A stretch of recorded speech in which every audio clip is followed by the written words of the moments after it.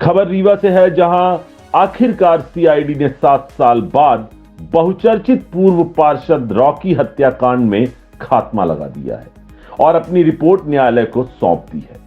पर इस मामले का पूरा सच और क्या है यह पूरा मामला, जानिए इस एक विस्तृत खबर में। सिटी कोतवाली थाना क्षेत्र में हुए बहुचर्चित अतीक खान उर्फ रॉकी हत्याकांड मामले में सीआईडी की टीम ने मामले की तहकीकात करते हुए घटना के 7 साल बाद जांच की रिपोर्ट न्यायालय को सौंप दी है।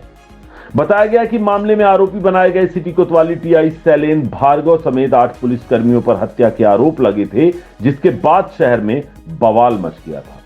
गुस्साई भीड़ ने पोस्टमार्टम के बाद शव को अस्पताल चौराहे पर रखकर जमकर बवाल किया था, जिसके बाद पुलिसकर्मियों पर अपराध पंजीबद्ध किया गया था। घटना के बाद मामले की जांच सीआईडी को सौंपी गई थी। घटना के 7 साल बाद मामले की जांच पूरी करते हुए सीआईडी ने आरोपी बनाए गए सभी पुलिसकर्मियों को क्लीन पाया, यानी क्लीन चिट दे दी और मामले की जांच रिपोर्ट न्यायालय के समक्ष पेश कर दी है। दरअसल पूरा मामला 7 साल पहले का है, 13 जनवरी 2016 का है। सिटी कोतवाली थाना क्षेत्र स्थित गुड़हाई बाजार निवासी सुल्ताना मंसूरी को उसके पति के द्वारा तलाक दे दिया गया था, जिसके बाद वह अपने छोटे छोटे बच्चों के साथ अपने पति के मकान में रहती थी। सुल्ताना मंसूरी ने अपने पति के खिलाफ तलाक का प्रकरण दर्ज करवाया था। महिला के पति की लेकिन मंशा थी कि उसकी पत्नी किसी तरह मकान को खाली करके चली जाए और उस मकान में वह कब्जा कर ले। महिला के पति ने अपना मकान सिटी कोतवाली थाना क्षेत्र स्थित घोघर निवासी अतीक खान उर्फ रॉकी की पत्नी सूफिया और उनके पार्टनर रंजना सिंह को बेचा था। उस मकान की रजिस्ट्री इन्हीं दोनों के नाम से करवाई गई थी। बताया गया कि 13 फरवरी 2016 की शाम 5 बजे अतीक खान उर्फ रॉकी अपने साथियों के साथ मकान में कब्जा करने के लिए गुड़हाई बाजार पहुंचा और महिला के मकान से उसका सामान निकालकर बाहर फेंकने लगा। उस दौरान घर के बाहर फेंकी गई सामग्री की लूटपाट भी हुई थी, जिसके बाद सिटी कोतवाली के तत्कालीन थाना प्रभारी शैलेंद्र भार्गव को घटना की सूचना प्राप्त हुई थी। थाना प्रभारी पुलिस टीम के साथ तत्काल मौके पर पहुंचे। पुलिस टीम ने मामले को शांत कराने का प्रयास किया, लेकिन जब मामला नहीं सुलझा तो पुलिस टीम को हल्का बल का प्रयोग करना पड़ा। मामला इसके बाद भी शांत नहीं हुआ। पुलिस ने रॉकी की पिटाई की थी। इसका वीडियो किसी व्यक्ति के द्वारा अपने मोबाइल कैमरे में कैद कर लिया गया था और फिर बाद में वही वीडियो सोशल मीडिया में वायरल हुआ था। आपको बता दें, रीवा डीएसपी सीआईडी असलम खान ने बताया कि अतीक उर्फ रॉकी खान अपने वार्ड का भूतपूर्व पार्षद था और उस दौरान वर्तमान में रॉकी की पत्नी वार्ड की पार्षद थी। घटना के बाद रॉकी की गिरफ्तारी करके पुलिस की टीम जब सिटी कोतवाली थाना ले गई तो थाने के बाहर काफी लोग जमा हो गए। इस दौरान रॉकी ने खुद के बीमारी की जानकारी पुलिस को दी। उसके बाद उसे दवाइयां दी गई और फिर मेडिकल चेकअप के लिए संजय गांधी अस्पताल ले जाया गया। उसे सीने में दर्द था, जिसका इलाज अस्पताल में कराया गया, लेकिन 14 फरवरी की रात इलाज के दौरान अतीक की मौत हो गई थी। इसके बाद पुलिस के द्वारा अतीक के साथ की गई मारपीट की घटना से लोग उग्र हो गए और अस्पताल में तोड़फोड़ करने लगे, जिसके बाद देर रात घोघर मोहल्ले में पुलिस के कई वाहनों को आग के हवाले तक कर दिया गया था। इसके बाद भी मामला यही नहीं थमा। 15 फरवरी 2016 की सुबह शहर भर में पुलिस बल की तैनाती की गई और मृतक अतीक खान उर्फ रॉकी का पोस्टमार्टम करवाया गया।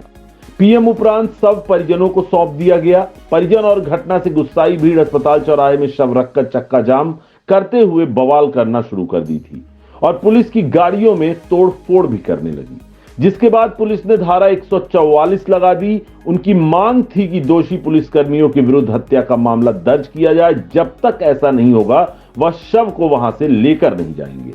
मामले पर अतीक खान के परिजनों ने शिकायत दर्ज कराई थी। उनका आरोप था कि अतीक खान के साथ मारपीट की गई, जिसके बाद उसे थाना ले जाया गया और वहां ले जाकर उसकी हत्या कर दी गई। इस बारे में सीआईडी डीएसपी असलम खान ने बताया कि परिजनों के द्वारा दर्ज कराई गई एफआईआर के अनुसार घटना दरअसल ऐसी नहीं थी।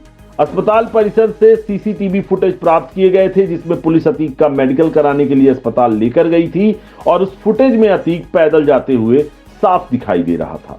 अतीक खान का संजय गांधी अस्पताल में जो इलाज कराया गया वह हार्ट का था, मारपीट का नहीं। एमएलसी रिपोर्ट में डॉक्टरों ने मारपीट की कोई टिप्पणी नहीं की थी। रॉकी की मौत के बाद जब उसका पोस्टमार्टम कराया गया तो उसकी रिपोर्ट में 22 चोटों का दरअसल जिक्र था। इसके बाद जब मामले की जुडिशियल इंक्वायरी हुई और 8 पुलिसकर्मियों के विरुद्ध 302 का मुकदमा पंजीबद्ध किया गया, थाना प्रभारी शैलेंद्र भार्गव समेत 8 पुलिसकर्मी आरोपी बनाए गए। इसके बाद मामले की जांच सीआईडी को सौंपी गई, विवेचना चलती रही और मामले की जुडिशियल इंक्वायरी भी चलती रही। जुडिशियल इंक्वायरी का क्षेत्राधिकार अलग चल रहा था, जिसमें सीजीएम के द्वारा जांच की जा रही थी और मामले की विवेचना सीआईडी कर रही थी। सीआईडी डीएसपी असलम खान ने बताया कि 2017 में मामले की जांच उनके द्वारा शुरू की गई थी। विवेचना के दौरान पाया गया कि जांच में जो भी साक्ष्य आए उसमें धारा 302 हटाई गई और 323, 294, 506, 34 का अपराध पाया गया। विवेचना में यह भी पाया गया कि हत्या का कारण मारपीट नहीं है। मामले की विवेचना करते हुए यह सिद्ध किया गया कि घटनास्थल पर अतीक उर्फ रॉकी के साथ मारपीट जरूर की गई थी। मारपीट में हत्या के आरोपी बने पुलिसकर्मी शासकीय कर्मचारी थे और एक जघन्य अपराध को रोकने के लिए कर्तव्य पालन पर मौके में गए थे। डीएसपी ने आगे बताया कि अतीक उर्फ रॉकी के विरुद्ध पूर्व से 15 से 20 आपराधिक मामले पहले से ही दर्ज थे। इस घटना दिनांक के दिन पुलिस उसे पकड़ने गई थी, जिस दौरान पुलिसकर्मियों के द्वारा मारपीट की गई थी। मारपीट की धाराएं पुलिसकर्मियों पर लगाई गई थी। उन आरोपों पर चार्जशीट करने के लिए गवर्नमेंट से परमिशन मांगी गई, लेकिन शासन ने परमिशन देने से इनकार कर दिया था और अतीक के साथ की गई मारपीट को नाजायज ठहराते हुए कहा गया कि अपराधी के साथ कार्रवाई के समय अधिकृत बल का प्रयोग करना बताया और अभियोजन स्वीकृति देने से इनकार कर दिया। आपको बता दें, डीएसपी ने बताया कि चार्जशीट करने की अनुमति गवर्नमेंट से नहीं मिली, इसलिए इस प्रकरण में सीआईडी के द्वारा आज दिनांक 18 जनवरी 2023 को सिटी कोतवाली में मामले का खात्मा चार्ज करके उस खात्मे को सीजीएम कोर्ट में प्रस्तुत किया गया है और अब इस मामले का न्याय सीजीएम कोर्ट से होगा। कोर्ट में खात्मा प्रस्तुत करने के पूर्व इसकी सूचना मृतक अतीक खान उर्फ रॉकी के पिता रफीक रिवानी को विधिवत दी गई है। यह घटना 13 फरवरी 2016 की है। बसंत पंचमी का दिन था। एक महिला है सुल्ताना मंसूरी, जिसके पति के द्वारा उसे तलाक दे दिया गया था। वो अपने छोटे छोटे बच्चों के साथ गुढ़ाई बाजार में उन बच्चों के साथ अपने पति के मकान में ही रहती थी और उस सुल्ताना मंसूरी ने एक तलाक का प्रकरण चला रखा था अपने पति के खिलाफ। पति चाहता था कि ये किसी तरह महिला यहां से भाग जाए और मकान में कब्जा हो जाए, तो उसने उस मकान को जो है तो 2 महिलाओं को बेचा था, जिसमें अतीक उर्फ राकी पिता रफीक रिवानी की पत्नी सूफिया जी के नाम से था और एक रंजना सिंह उनकी पार्टनर थी। तो उन दोनों के नाम से ये जमीन मकान की रजिस्ट्री हुई थी। उस मकान में कब्जे को लेकर अतीक उर्फ राकी जो है अपने लोगों के साथ, अपने साथियों के साथ 13 फरवरी को 4-5 बजे शाम को गया हुआ। 94, 506, 34 का विवेचना से सिद्ध था, लेकिन गवर्नमेंट की अनुमति चार्जशीट करने की ना मिली। इसलिए इस प्रकरण में आज सिटी कोतवाली में खात्मा चाक करके उस खात्मा को सीजीएम महोदय रीवा के कोर्ट में प्रस्तुत किया गया है। कोर्ट में खात्मा प्रस्तुत करने जाने के पूर्व प्रकरण का शिकायतकर्ता श्री रफीक रिवानी साहब को इसकी सूचना विधिवत दी गई है। वर्तमान में प्रकरण में खात्मा जो है सीजीएम महोदय रीवा के यहाँ प्रस्तुत किया जा चुका है। अब इस मामले का न्याय वहीं से होगा।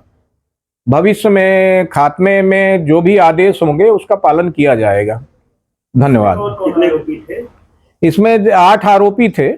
8 आरोपी में शैलेंद्र भार्गव तत्कालीन टीआई सिटी कोतवाली, श्याम नारायण सिंह उप निरीक्षक, रामेन शुक्ला उप निरीक्षक, पीएन दाहिया सहायक उप निरीक्षक, महेंद्र पांडे प्रधान आरक्षक, जय सिंह आरक्षक, तनय तिवारी आरक्षक, जितेंद्र कुमार सेन आरक्षक थे।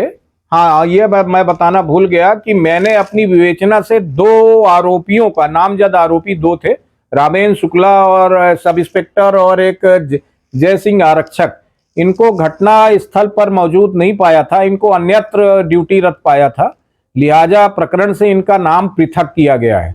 रामेन शुक्ला और जय सिंह का नाम प्रकरण से पृथक किया गया है।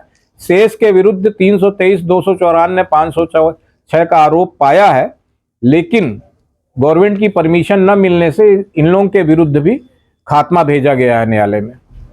कल हो जाने के बाद चूंकि अतीक उर्फ राकी जो है भूतपूर्व पार्षद था और वर्तमान में उनकी घटना दिनांक उनकी पत्नी पार्षद थी, तो सिटी कोतवाली में जब अतीक उर्फ राकी को पकड़ कर ले जाया गया तब काफी संख्या में लोग वहां इकट्ठे हो गए। अतीक उर्फ राकी ने अपने को पुराना रोगी वगैरह बताया, वहां भी टेबलेट्स वगैरह दी गई और उसको एमएलसी के लिए ले जाया गया, चिकित्सालय जिला चिकित्सालय रीवा ले जाया गया, मुलायजा हुआ, एमएलसी हुई, बाद में उसको मेडिकल कॉलेज में भर्ती कराया गया, वहां भी ट्रीटमेंट हुआ। तो ट्रीटमेंट उसको सीने में दर्द का होता रहा और अंततः वो मेडिकल कॉलेज में रात करीब 10-11 बजे रात खत्म हो गया। उसके बाद जो है तो अस्पताल में तोड़फोड़ की घटनाएं वगैरह भी हुई, पत्थरबाजी भी हुई, क्योंकि काफी चर्चित व्यक्ति था, प्रभावशाली था।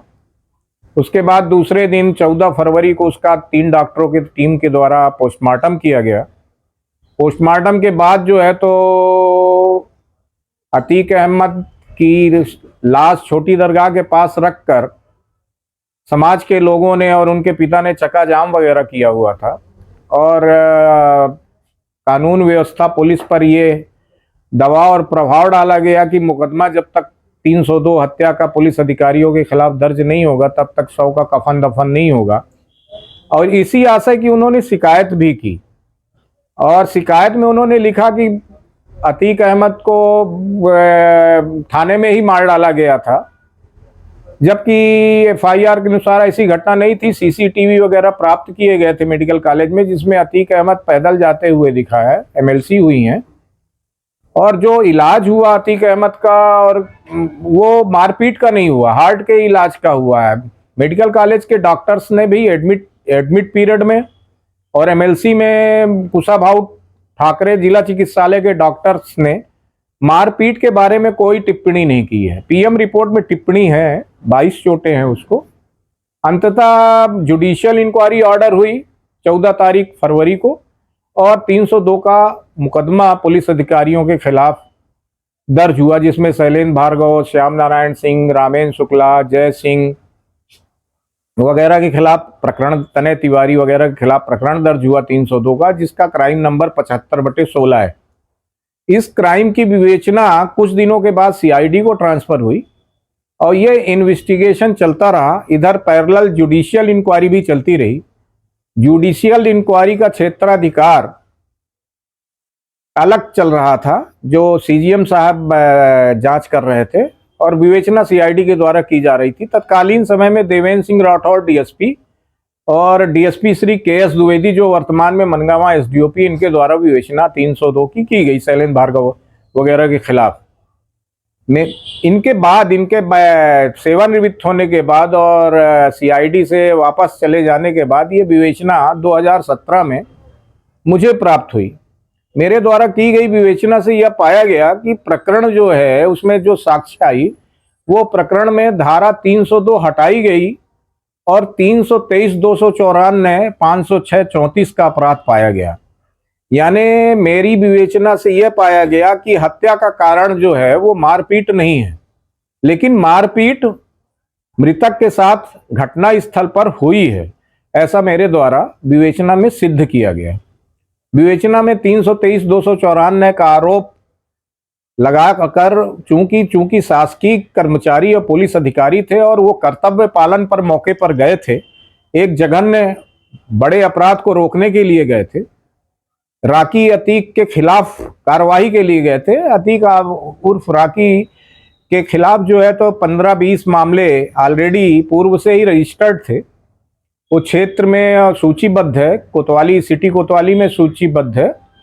तो ऐसे व्यक्ति के खिलाफ चूंकि कार्रवाई करने गए थे, पदी कर्तव्यों के निर्वहन में कार्रवाई करने गए थे और उनके द्वारा मारपीट की गई थी और मारपीट पे मैंने आरोप संस्थित किए थे और उन आरोपों पर चार्जशीट करने के लिए मेरे द्वारा जो है तो गवर्नमेंट से परमिशन मांगी गई थी, शासन से 197 सीआरपीसी के तहत मेरे द्वारा परमिशन मांगी गई थी, जो परमिशन शासन ने देने से इनकार कर दिया और मौके पर और अतीक उर्फ राकी से की गई मारपीट जिसकी सभी चोटों की अलग अलग प्रकृति, साधारण प्रकृति थी, को उन्होंने जो है तो एक तरह से ये कहा जाए कि उन्होंने उस मारपीट को नाजायज नहीं कहा और एक अपराधी के खिलाफ कार्यवाही के समय अधिकृत बल प्रयोग ही कहा उसको, और अभियोजन स्वीकृति देने से इनकार कर दिया।